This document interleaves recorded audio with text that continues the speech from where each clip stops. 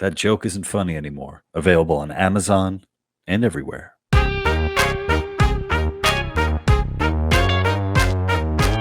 going to get a cough out. There we go. La la la la. Wait, there's Tom Woods up there in the background. Me. Oh, there we go. Fantastic. That's up there because that's in the background of Tom's podcast. That pick. For those of you in the Lou Perez audience, welcome to the Lou Perez podcast. I'm your host, Lou Perez, and I know that you recognized him right away from his coughing. And then if by chance you didn't get it, you knew what he was talking about when he mentioned the picture of Tom Woods over his shoulder. Of course, I am talking about magician, comedian, Doc Dixon, who also fooled the great Penn and Teller on Penn and Teller's Fool Us. And I think that was probably the first time that I had seen your work, Doc, because I'm one of those people who with Penn and Teller's Fool Us in particular, like I end up every now and then going down a rabbit hole of just watching magicians attempt to fool Penn and Teller, and then the few that actually are able to do it. And you're one of them. I was pretty shocked when it happened. So, I think it's rare that the person goes on that show thinking, yeah, I'm going to nail them. But hey, it's kind of like most show, but you try to do good work and hopefully good stuff happens afterwards. And that was, some really good stuff. And that led to a bunch of stuff I never expected to happen in kind of the whole libertarian side of things. Yeah. So let's go back a little bit. So sure. Before you got on the show, which was a few years back, but like at least 2019. 2019, yeah. How long had you been doing magic and magic comedy at the time, up until that point? Decades. I'm an old fart, and I started in my early 20s, so it's been a long time. Yeah. Mm-hmm. So I was on. There's a comedian, Dave Landau, who has a show called New World on the Blaze Network. And I've been on before. And I think by the time this airs, I'll be on for my second time. And Dave was on Last Comic Standing. And we were talking about kind of, what that show would look like now. And sort of like which comedians would be able to to do really well on the show. And then it's like, ultimately the comics that are going to do well are the ones who've been doing it for at least 10 years, 4 decades. Whereas like newer comedians, just for the nature of it, they're probably not going to have the material to be able to, sustain being on a competition show like that. And I imagine it's a similar thing with magic. It's like, if you want to see the best magic, you're going to be, seeing guys who've been in the game for decades like yourself. Yeah. I mean, there are some exceptions to that in that you only get good at comedy by being in front of a live audience. You learn what's funny there. With magic, particularly if you're what we magic call a manip act, short for manipulation. The guy's plucking cards out of the air and all that kind of stuff, which is not the shtick I do. That stuff, if you're really committed, your mother's basement is perfectly good to excel at that. I mean, it's not going to be polished, but I mean, there are guys, he's retired now, or semi-retired. Lance Burton, a headliner at the Monte Carlo, had his own room there for years and years. He hit it big on the Tonight Show. I think he was 21. Wow. And that led to a Vegas gig, and that led, to a Vegas spot in a review show. And then that, led to a residency at the Monte Carlo for many years. So it's a little different, but I think comedy chops, yeah, as you know, it doesn't happen overnight. I mean, what's the line when Norm Macdonald came back to SNL after he was fired? I mean, it's not like I got funny. You can't learn to be funny in a year and a half. Yeah. The show really blows. Yeah, which is that was fantastic. With and with that so so they're all different, kinds of magic acts. Like when I was in Vegas this year for Freedom Fest, there was a kind of like end of the festival gala, and we were kind of like hanging out, and there was a roaming close-up magician, like doing like card tricks and stuff like that, kind of going around. So and also he obviously fooled me very much, and I'm one of these people who I don't necessarily believe in the supernatural, but every time that you guys manage to do a friggin' trick in front of me, I think that there's some deal being played with some dark arts there. So. I got the same, the Libertarian Christian Institute. I was on their podcast a couple years ago. I got the same line of questioning from Doug Stewart. So tell me, I'm exaggerating a little, but so Satan, have you worked with them much? Or right? Is that a contractual? Whatever. Yeah, I mean, there would be Doug about that all the time.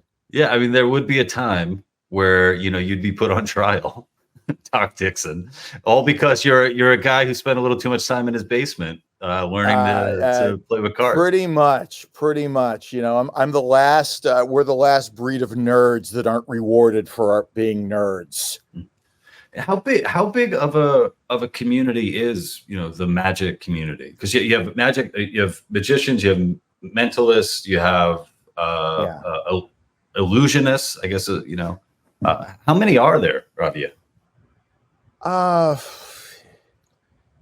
Geez, if you got us all in a very large room, it would be awkward. No, I really don't know. The last actually a few weeks ago, from a couple weeks ago, the taping this episode, there was a big magic convention in Vegas, Magic Live, which is the biggest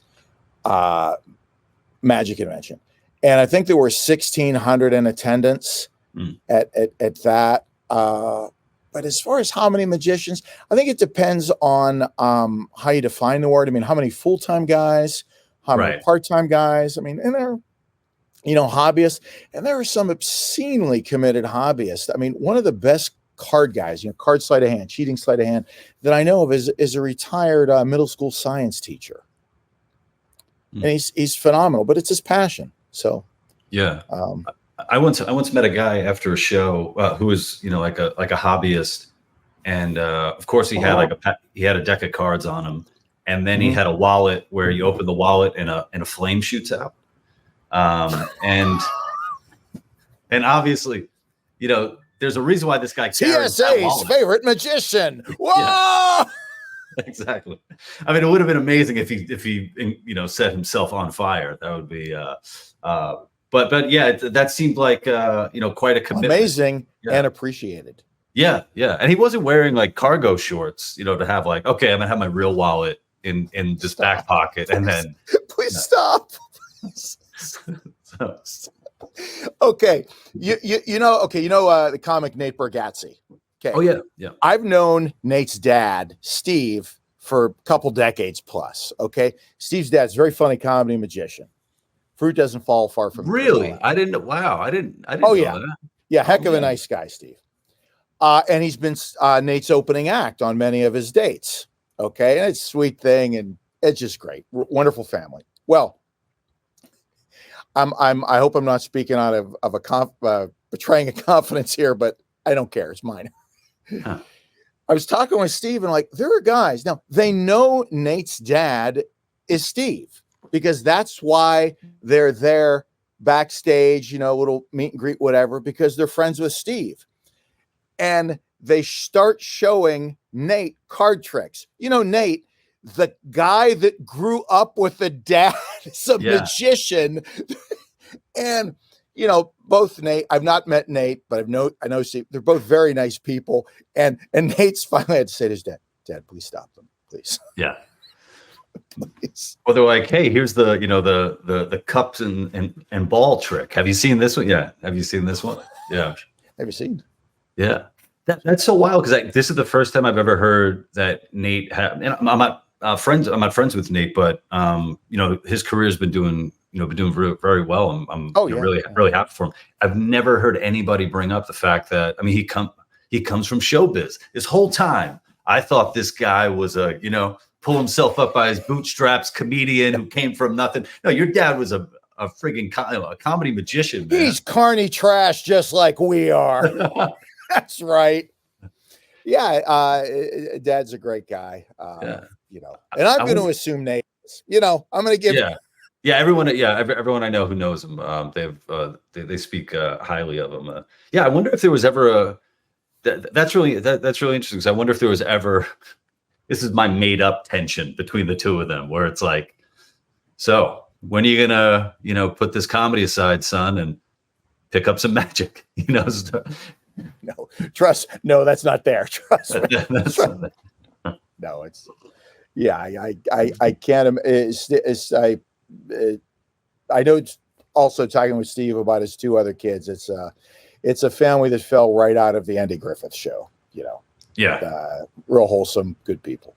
Yeah, I like hearing, for them to have that kind of relationship where Nate's able to bring his dad and have his dad open for him and continue working. I think that's awesome. Yeah. I think the cool thing about it is his dad's actually very funny too. Mm-hmm.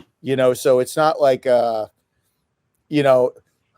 Dad, get up there. I'll try to get them back after you get. No, his dad's really funny and does a great job with it. But funnier in my head, and I think yours too, is that the tension if his dad wasn't that funny. Yeah. I love my dad, but not. Steve kills it. Yeah. Wait, and I like the idea too of, someone, being able to grow old like we all do, but, be an older guy and still be able to have the chops to perform and have people, enjoy what you're doing. Because I think that is an element of, like, even if you have just like one really good magic trick, people enjoy and appreciate you, pulling that out. Like, even if you're at like a, just a informal get together party. Well, it's the same with comedy too. I remember hearing stories when they were touring, Tim Conway and Harvey Korman, of people going to the shows and they were just killing it. And they were in their 70s. I mean, it's so nice that what we do requires so little in fitness or even cognitive ability that we can get out there. I heard this story years ago, and I hope it's not slander because he's dead, so I don't think it legally can be.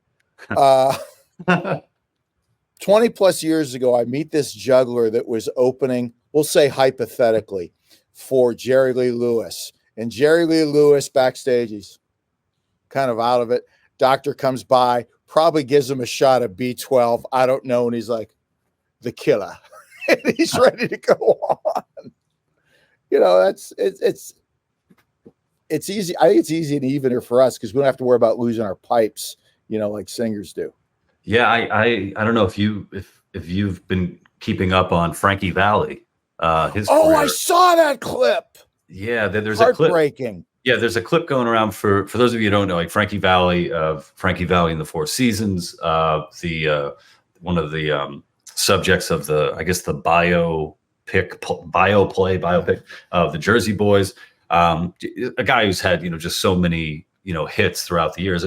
Now I think he's either 80 years old or maybe a little more, and he's still quote unquote performing, but it's more like here's a band, backup singers, and Frankie Valli walks on stage, very feeble, stands there and lip syncs and doesn't even, the lips don't even match the songs that are coming out. And it's a hard thing to see. It is. I mean, though, the one comfort is, he's just singing. I can't imagine what it would be like if that kind of situation, someone deteriorated physically, lacked sharpness, was still kept in position politically. Thankfully, that's something we never have to consider. Oh, segue. Yes. Thank you. Dude, yeah, you know That what? segue of your podcast right there. That put the in the Lou. You know, dude, it was so funny because you were so genuine, and I missed the first. I was with you, and then oh, and I was like, that's where he's going. I'm like, maybe I'm losing it, but no, that was terrific. I mean, I don't know, with AI and stuff, we could very well see, President Biden singing, Frankie Valli and the Four Seasons song. So, maybe there's a nice crossover there. I want to see the Ventura Hulk Hogan race. I want them both. I want both Harris and Trump to drop out, and I want Jesse Ventura versus Hulk Hogan, brother. Yeah, that would be fun. That would be. I think we deserve that now, right? I think we're at the point as a country. Yes, deserve it as in our just desserts. Yes. Yeah. Well, thank you for the segue. And ladies and gentlemen, I did not go over any material with Doc before this, so this is all coming from two masters of their crafts. I'm the master of the podcast, apparently. Are there politics in magic? Like, are there? Is there? God, I hate saying. Is there woke magic? Is there right wing magic? Is there communist magic? Yeah. The commies, the Soviets were huge fans of. Oh well. I actually wrote down that question. If you're wondering, I wrote down that question. Any element of comedy has been affected by the changing what's the term, mores of society. Mm-hmm. I mean, it's interesting historically.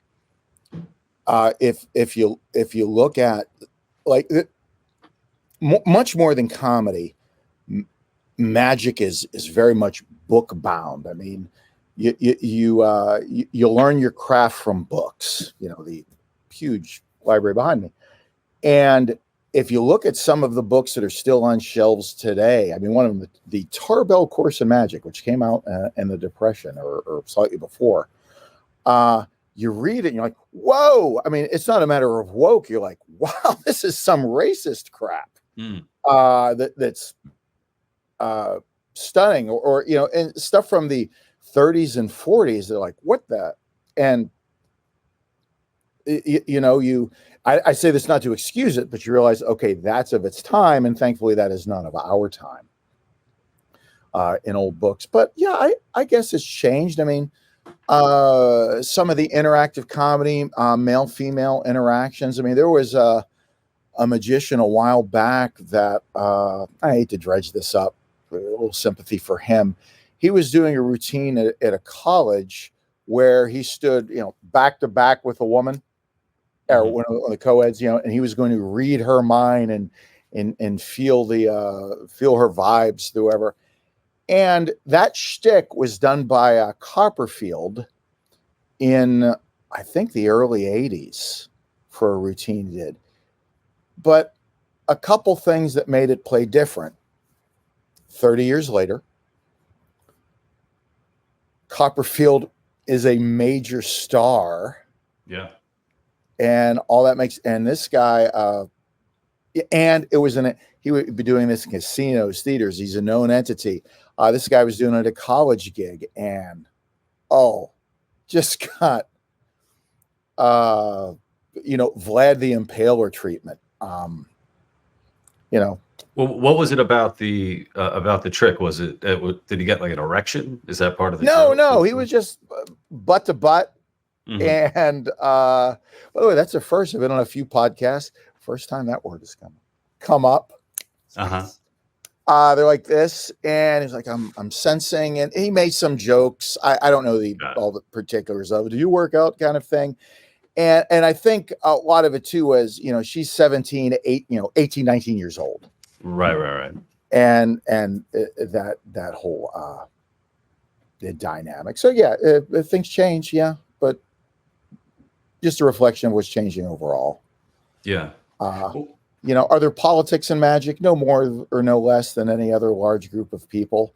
It's weird. I mean, you see with Facebook, I mean, vast majority of my friends on Facebook are other magicians, and I don't get that political on Facebook because I remember. Okay, I posted this. This is not. You'll get this. It's not even political. It's like economics 101.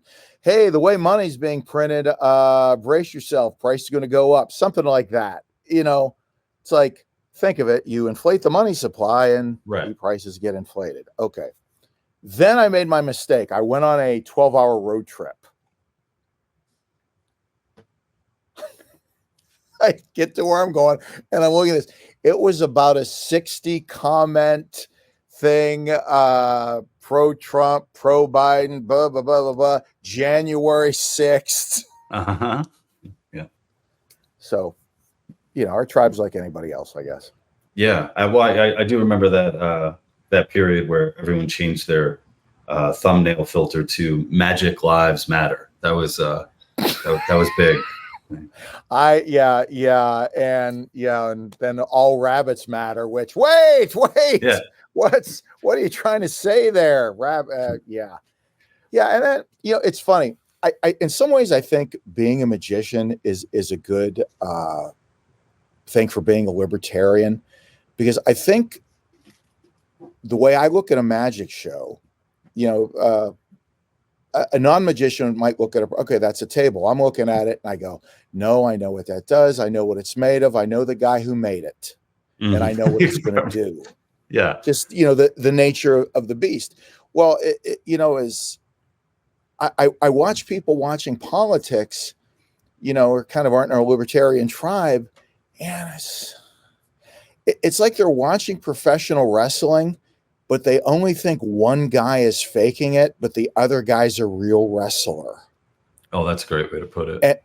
And you can't talk them out of it. I mean, I saw this thing just last night. It's so painful.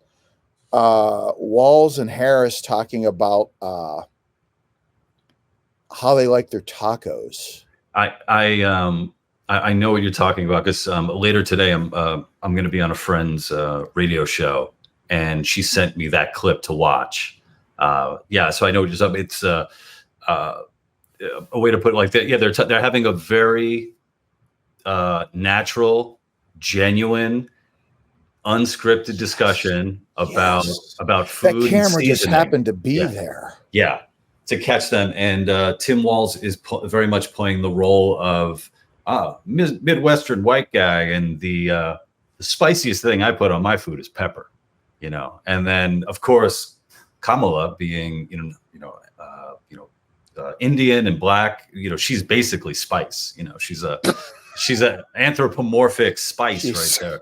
An embodiment of paprika. Yeah. He was actually, he needed to drink some water just being next to her. But how cheesy. I mean, I see this and I just retweeted it with the John Lovitz gif. Acting. Mm-hmm. Hey, what? It's so silly. And but going back to the way of looking at it, only one of them's professional wrestling, the other one's really real. I remember 8 years ago, reading several stories about Trump eats a steak well done with ketchup. What does this tell us about him? Okay, it tells us he has no taste in how to eat steak. I'm not going any further than that. Right.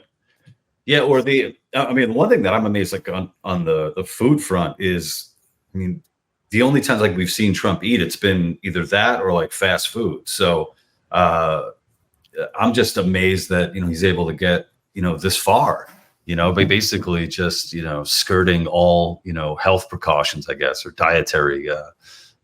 He'd probably, if you gave him a salad, he'd probably die on the spot. That's a fiber. He'd keel over. What's his kryptonite? Vitamins. Right. Yeah. Whatever it is, it's funny, kind of in a dark way. I think the one real moment of this campaign has been, sadly, when he was shot and he got up and fight. I was like, whoa. Yeah. But, something I want to Yeah, but I just wanted to say about that, and I've talked about it before on like other programs. Is I don't think enough people realize just how close we were to absolute mayhem in the Oh country. yeah. We've kind of, a lot of people have sort of moved on, and they're back to, even joking about it, or and the way that I see it, it's had he actually been murdered that day, uh, worst case scenario, we're driven into a civil war in the country, and uh, uh, at best, people, followers of his or their supporters, start seeking retribution, and I think that would have put targets on so many politicians' backs, and I think it would have been just blood in the streets. And so I'm really happy, and I'm sure most people, even if they don't realize it, so happy that it didn't go that way. And also something too, I kind of want to give Trump credit, because he had that moment, that really just incredible moment of fight, fight, fight. But afterwards, he wasn't calling for for blood. He wasn't calling for revenge and saying, or calling for thinking that this was a grand conspiracy, to get rid of him, because even that too, that could have done so much damage, I think, to the country. Yeah, I don't want to think what would have happened. I mean, as bad as the dialogue is now, even if it didn't go from zero to violent in that moment, broadly. Yeah. Yeah, and the might be a bit of a stretch, but when Kennedy was killed in '63, I'm fairly sure about that. He wasn't doing that well in the polls. Oh, he was even mocked. Is the comic's name Van Meter? I think was his name. Popular Kennedy impressionist. Decades back. But that he became, St. John at that moment. Mm-hmm. And in the current climate, to make Trump St. Donald, mercy. As you said, I think, violence would be a given. Yeah. And terrifying. Yeah. Just one thing about like the Kennedy thing. The Kennedy thing. You guys all know. Where were you when the Kennedy thing happened? In my mother's womb. But right. Just look at my cup. It'll make things happier. Do happens. Oh, do happens. There we go. This is my cup for Zoom shows. Thank you. You're going to be raising that a lot during during the rest of this program.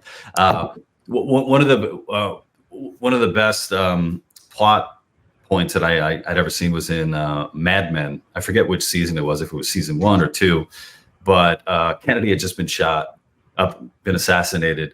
And it was the same day that this woman was getting married. And you cut to like this bride in her wedding dress, just crying, and like nobody's at her wedding. Everybody is just doing, just mourning, the passing of the president. And this poor girl had to deal with that. One thing on the lighter side of that, I have a friend whose birthday is September 11th.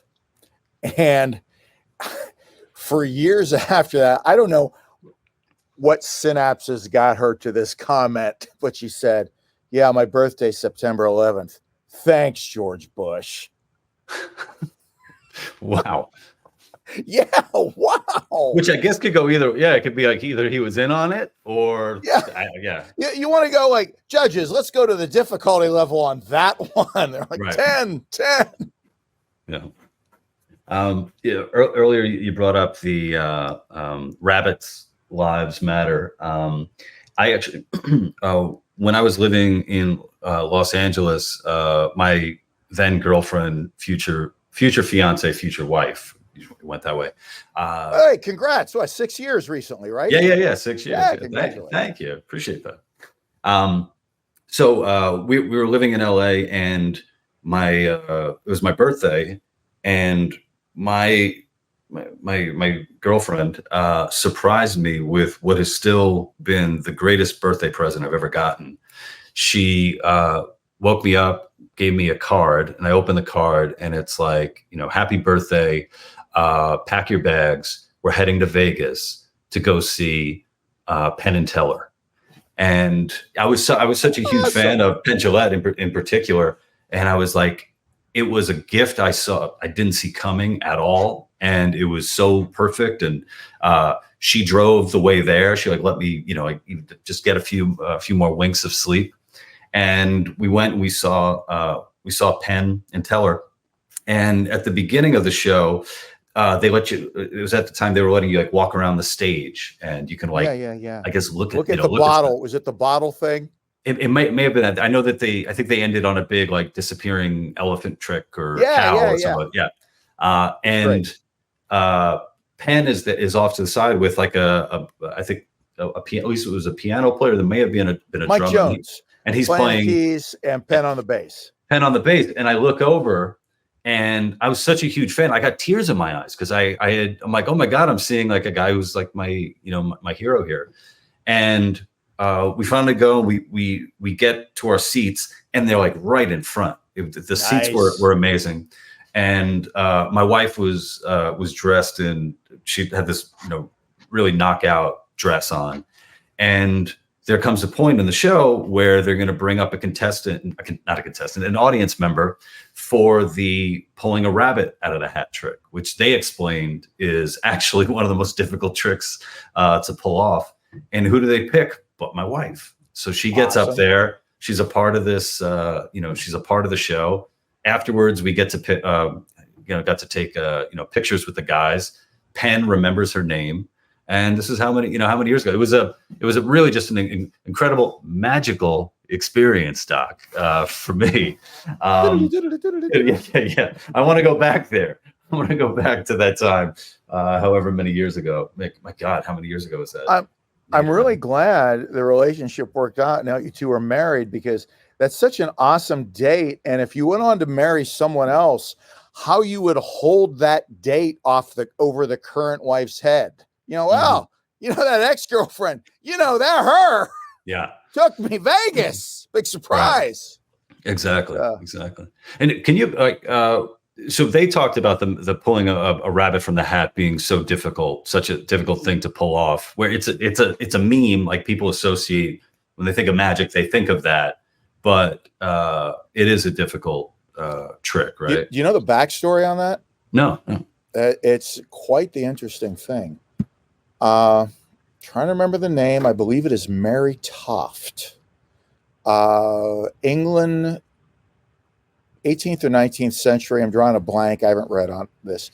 She was kind of the whoever the crazy person du jour in the headlines is. She was one of them, and she claimed, as part of her craziness, and I shouldn't make light of it, but what is it? Comedy plus time, tragedy plus time is comedy. Whatever. Yeah.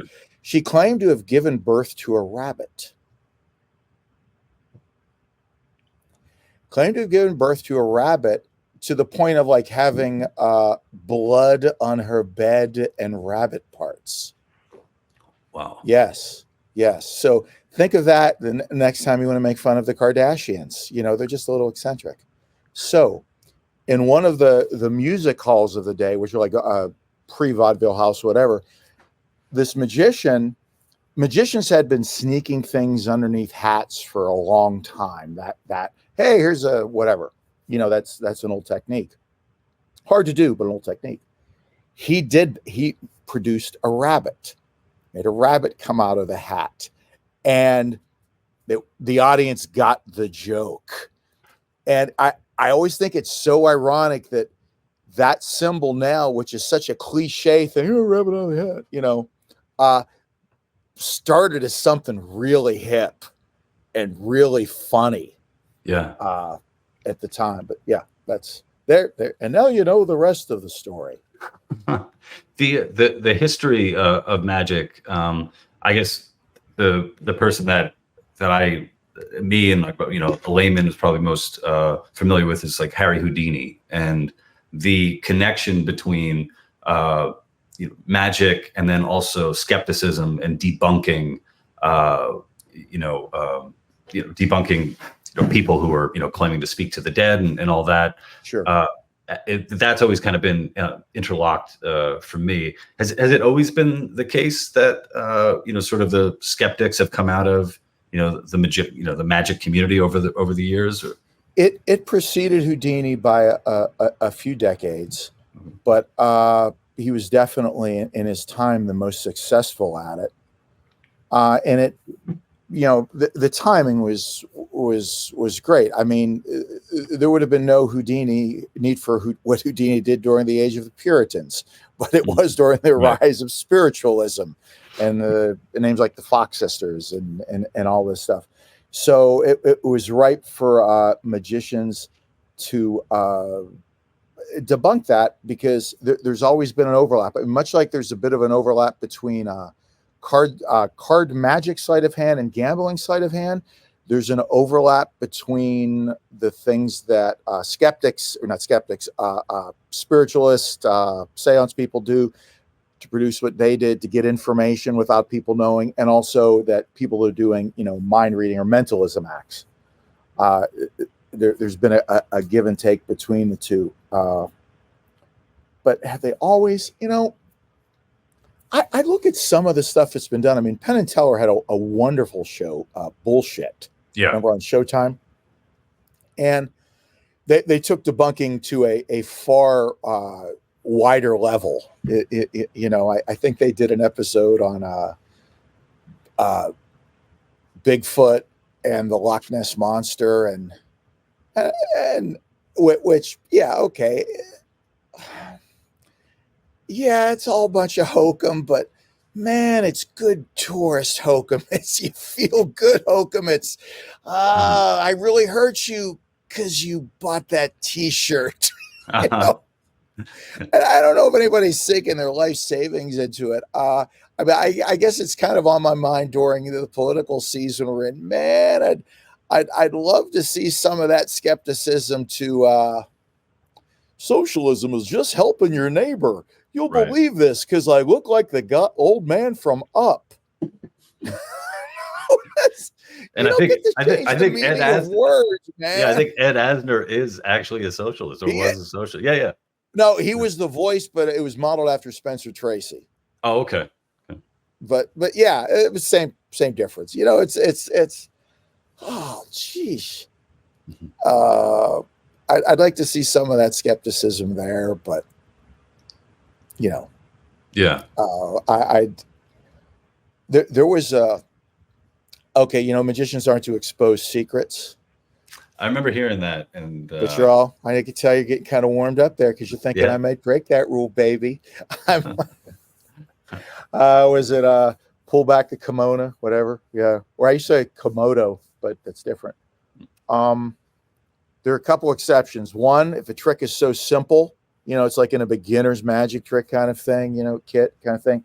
Or two, if the trick is so lame. So this was a trick actually done. This would never fly today. Guy did this in the 1960s. He said, a famous guy in Britain, he said, I'm going to predict the headlines of the day. And he gave them a sealed envelope ahead of time. And comes the day where he said to predict the headlines, open up, they're looking at the headlines, there they are, and they open up the prediction, and the prediction is gibberish. And they've had this envelope with them the whole time, the newspaper. The prediction is gibberish. He says, oh, well, of course, that's in the language of my voice from above that communicates with me, and I happen to have the gibberish to English dictionary. And, how's it done? He obviously had printed this thing up. Right. To match whatever the headline was. So the point being, it's not just politics. You can get away with a lot when you just make up the meaning of words. Yeah. When I was in LA, I used to run a show, and we only one time I booked a magician to do an act. And actually, one of the things that I wish I had more, I wish it was more like a variety show. Like I wish, every show we would have like a magician or juggler or something like that. I think running a show where it's just back-to-back stand-up comics, the novelty of having somebody come up who's doing something different is can go a long way. But for that magician, I got to be one of the stooges. So it was cool, like where I was like, cool, I was in on tricking people and being like, I have no idea. Oh my God, I have no idea how these, this ended up in my pocket, or, he's reading my mind in front of all these people. It was a lot of fun, being part of that with the revealing tricks, revealing secrets thing. I remember years back, Teller was actually involved in a lawsuit with, I don't know if he was another magician or a guy who he basically took one of Teller's tricks, which was a really beautiful one of cutting the petals. The rose with shadow. It's called shadows, and the rose. Yeah. That wasn't so much revealing secrets. It was just ripping off someone's performance. Ripped it and he put it just up on his YouTube. Own show. Yeah, in his own show. And then and a video of it too was and Teller basically, without revealing the secret, because it's there is no the secret for that trick. There's a million little very powerful secrets for that trick. But the guy Teller copyrighted it as a play. Oh, so I didn't have to reveal the secret. And so it became much like someone stealing jokes, but stealing a play. I forget what playwright said it, but they said, well, why would you? Come on, I can understand you're suing somebody for doing your play in a big theater, but why would you sue them in a little theater? And his response was, if it's a little theater, I'll only send them to a very little jail. Right. That's it. Yeah. Teller didn't want copycats. I can't blame him. Yeah. No, I'm so happy that you provided that, that piece of info too, because that I was going to ask, when it comes to, someone putting together an act, like what is the policing like? If is it like, oh, this magic book is public domain, therefore all of the tricks that are in it, I'm able to do a show with it. It's a lot like jokes, as far as the policing, it's self-policing. There is no high tribunal of magi, but if there was, I couldn't tell you. Well, there would definitely be that guy that I told you about with the wallet and the flame that pops up. Oh, he'd be on it. He's our fearless leader. Yeah.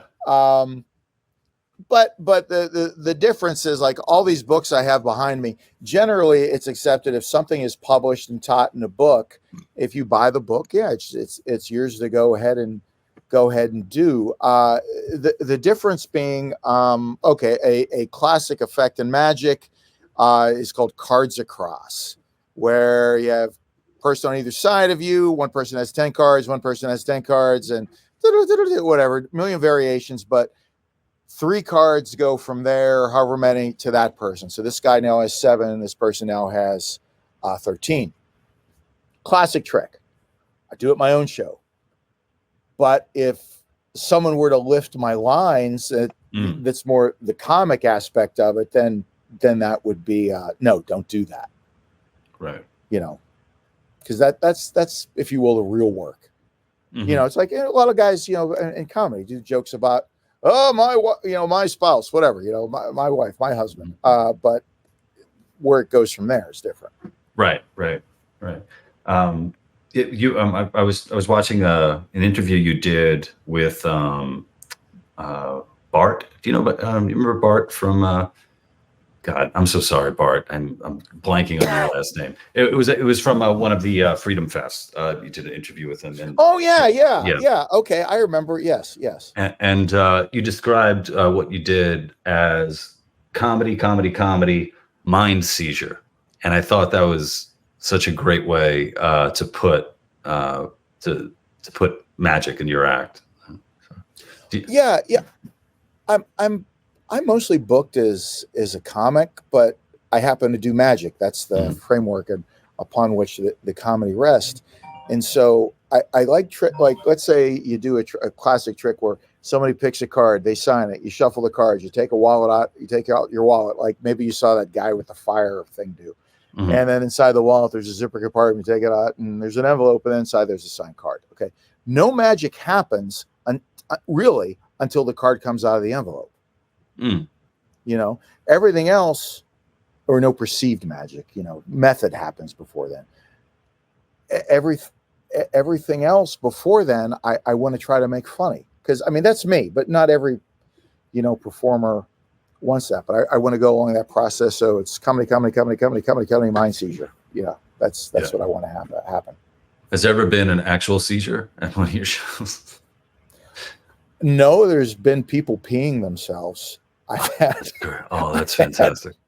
I've had that happen, and that oh man, I question myself when that happens, because on one hand, I'm like, oh, I'm thinking of one situation in particular. The trick happens. I'm off the stage. I'm in the front row. It's kind of an intimate trick for the audience, particularly the front row. The magic happens. This woman is sitting in front of me, and she goes, "Woo!" And she immediately stands up and makes a beeline for the ladies' room. And the room, you know, everyone, including me, knows exactly what happened. And I'm just, you know how it is. You get a big laugh. You just ride in the moment. While the difference in this situation, on one hand, I feel bad for this person. Right. On the other hand, I want this to happen every show. Right. You know? Yeah, it's bad. Yeah. I'm trying to think the last time I pissed myself. It's been a while, but and this is definitely too much information, but my family and I were in south of France, right on the Mediterranean in Sérignan, and it was just a great experience overall. And except for this one part where we're on the beach and we're packing up, we're getting ready to leave, and I let out, you know, a silent fart that I thought was, you know, going to be okay. Oh. And then about, you know, a few seconds later, I was like, oh, that doesn't feel right. And turns out I sharted, and I then had to sort of hide not only my own personal disgust and embarrassment, but also try to keep whatever came out of me in the shorts until I got all the way back to our little bungalow there. And my God, that was that I don't remember the last time that I did that. I think I was probably like a child when that happened. So there was something about France, and maybe I was, you know, sort of reliving youth. I don't know. I was a baby again, Doc. I don't know. That's a very positive spin. Yeah, you need to work in politics with that spin. You know, in solidarity. He didn't crap his pants. He was reliving his youth. That's right. For in Pete's solidarity sake. with all the people out there. Yeah, exactly. All the people out there. Yeah. Now, I had something similar on a plane. It happened to me. Didn't happen to me. No, you know, we were chatting earlier. You know, I have 7 kids, and if I'm on a plane a lot, and there's somebody like with a bunch of kids, I know, like, you could see they're self-conscious about, is my kid going to act up? I'll, you know, after chatting a moment or two, I'll say, oh, and by the way, I have 7 kids. You couldn't have picked a better person to sit next to. It's all because I, you know, whatever. So his family sits next to me, or they're around me, because like the mom's here, I got the baby, or there's some of the families over there. She changed the child's diaper on the tray. Ooh. Next to me. That's a big move. That's a dominance move right there. She got the armrest. And the whole time I'm thinking, please don't be a boy. Please don't be a boy. Yeah. I mean, I don't want to look to see. Right. And then she had, I mean, you know, instead of, you know, changing it in the bathroom, then she folded up the diaper and did the tapey thing and all that and put it in her purse. Wow. So we had this funk croissant just sitting there. To bring it back to France, and let me see, we've had a pee story, a poop story, and now a fart croissant. There you go. There, my God. Yeah, that's amazing. My wife and I, we were eating dinner one day years before we had kids, in a restaurant, and then there was a family that they were sat behind us, and then I have a very sensitive sense of smell, and I just went, "What the?" And I like jumped. It was like I was jolted. Like, what the? And I turn around, and the mom is changing the baby in the restaurant, right on their like kind of booth seat, and I'm just looking like I can't believe it. They're all looking at me as if I'm the one who took a shit in the restaurant. Well, I'll just have you know that I spoke to the manager, and the manager moved us. So I stood up, where others there's wouldn't. a line from King of the Hill, one of my favorite shows. Bobby wanted to be a prop comic, I think, something like that. And Hank's reaction was, Bobby, you act like that, people will think we didn't teach you shame. And I know we did. That's what I listen, you got 2 kids, 7 kids, we both relate to people like, feeling, what are you going to do? How am I going to change the kid? But yeah, that's a bit rough in the middle of the restaurant. Yeah, I'm assuming other places this you is could one have of done those fancy restaurants with restrooms and stuff. Yeah, this wasn't the Roach Coach, outdoors. This was a place to do it elsewhere. Oh yeah, and I had used the bathroom in this place before, and it's amazing. It's a beautiful bathroom. So maybe they didn't want to defile that bathroom. Yeah, this is too nice of a bathroom to change my little child. Yeah, the wah wah wah thing that pops down. Yeah. Yeah. While I have you here, it's one thing that I wanted to throw your way. It seems like AI, artificial intelligence, is going to have an impact on everything. And I think the worst case scenario, people are talking about, it's going to be the end of humanity. If we don't get to the end of humanity, what I'm wondering is, do you foresee like AI having an impact on magic in general? I guess I've been asked before about whether it will have an impact on comedy, and I want to throw that your way too. And I'm hoping that it won't, but maybe I'm being naive and thinking that what we do is more special than it is. I don't know, that it can't be duplicated with an algorithm. Well, definitely not currently, but I suppose I can tell you my whole presence here has been AI. I'm not really here. There are some clues. Show. For those of you who are just listening, Doc has a hoof. He really put a lot into this. No, into this visual here's gag. why I had this. This was back during the shutdown. I was doing, the only way I could make a living, do what I do, is doing shows on Zoom. I would do this joke. I would say, a lot of people, the vaccines and all that, they're worried about, side effects. And then I would bring the hoof into the picture. Me, I'm fine. Uh-huh. And I was going to bring that up later, and you gave me the segue there. Yeah, I don't know. We had all these, when it first came out, I'm not a tech guy. I'm borderline Amish.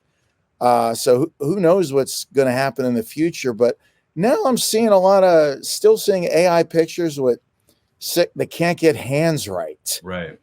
6, 7 fingers on a hand. But then I don't know. I have no idea, what, but I know it's not there now. So yeah. What was performing like over Zoom for you? Like, what? Yeah, I can't even.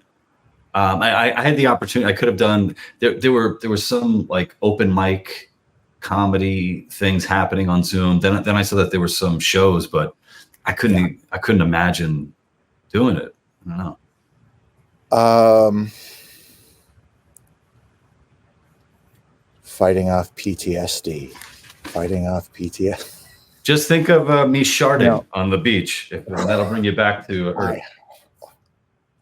What was it like? Okay. In generic terms, once I got the hang of the tech, and I intentionally kept mine pretty low tech.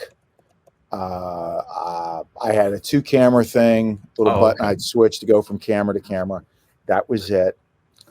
I saw, magicians jumped into it, I think, more than most, just because of the nature of the art form. I mean, there's no such thing in stand-up as you have stage comedy and close-up comedy. Well, in magic, you have that. So we leaned into close-up magic. A lot of us did. But guys doing more tech, unintentionally making their heads disappear because of green screen. I mean, like right now, one of the things I learned for this podcast on video, my glasses are like this. They're not like this because they'll reflect the light. So one thing I learned from them, but in doing the shows, once I realized that it was kind of like a magic show across a campfire, we couldn't touch each other, but it was intimate. They were the ones I did were, given all the other negativities going on at that time, they were pleasant. What made the difference was if the audience was willing to meet you. I booked one where typically in the booking process for these, I would do a Zoom call with the prospect. And they could see my studio. This wasn't it. I had a whole studio taken up, mapped out for it. But, they could see that. They could see the setup and all that, from the audience member viewpoint. She didn't turn on her camera for the call, which was odd. But she booked the show. And then the show reflected that same thing. It was about 25 in the audience, or 25 screens, and maybe only 2 or 3 turned on the camera. Maybe 3 or 4, which was just, it was odd, unpleasant. Those that were the people participated, those were as much fun as you could make it. Think in comic terms, a lot of crowd work. Right. Like someone sitting in a couch and someone is in the shadows. Shtick like off the top of my head. Well, got a family of 4 there on the couch, and the creepy member of the family unlit in the shadows, waiting for that Dateline NBC episode, whatever. Right. Do some shtick like that. That could be fun, but it was different. It was a different skill set. And I think like the way you described it, for one, once you said you had like a 2-cam setup, I think that put me into like, okay, then I could see that working. And then the close-up nature of it.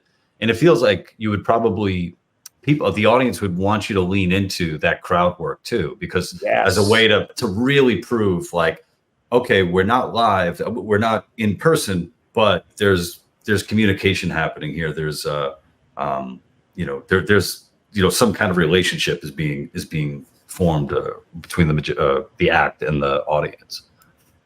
Yes, and towards the end of it, as I got better acquainted with the tech, and part of the hurdle for me, one, my own Luddite tendencies, and 2, family. All those responsibilities didn't vanish overnight. But once I got into the tech of it a little more, I had opening credits, I had closing credits after the show.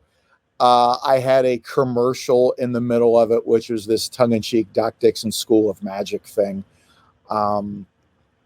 It became a little easier, but oh Lordy, one of the first shows I did, there's a wonderful venue in Erie, Pennsylvania, Keller's Magic Comedy Club, and I'll be up there. I think it's first weekend in November. That's right, first weekend in November, Keller's Magic Comedy Club, Erie, Pennsylvania. Doc Dixon, be there. And I was there in one of the first post-shutdown shows. And there's a line joke that used to be early in my shows talking about having 7 kids. And I'd say, thanks for getting me out of the house. And typically that gets the laugh of, the beleaguered dad, thanks for getting me out of the house. That audience responded like, yeah, it's good to be out of the house. And I was like, whoa, you're feeling it too. Yeah. It was a different vibe. Right on. Well, Doc, I want to thank you for staying in the house to do this episode with me. I'm going to have links and stuff to to your site and your tour dates. Once again, ladies and gentlemen, this has been Doc Dixon, comedian, magician, and what a great guest. Thank you. Thanks, brother. What a great host. You know what I was fishing for.